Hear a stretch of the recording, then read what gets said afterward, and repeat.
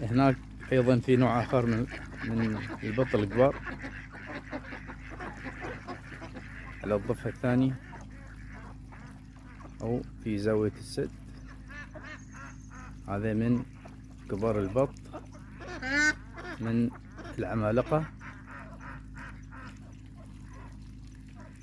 وأيضا في مجموعة مستريحة على الحصى.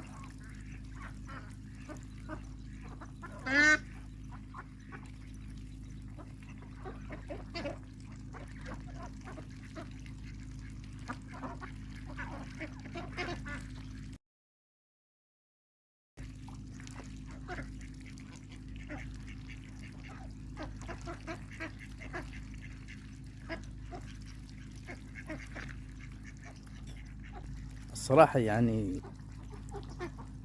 منظر البط يعني منظر جميل، يعني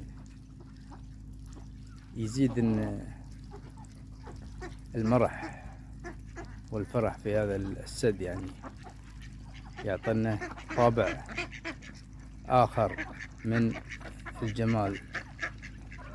يعني لما تشوف كائن حي، شيء يتحرك غير عن يعني الماي، يعني الساكن اللي ما فيه شيء. على الأقل لو انت هنا ما تحصل حد، يعني تتونس معاه هذا البط. تغريدات البط من الصبح وفي أي وقت آخر، هذا الصوت الجميل.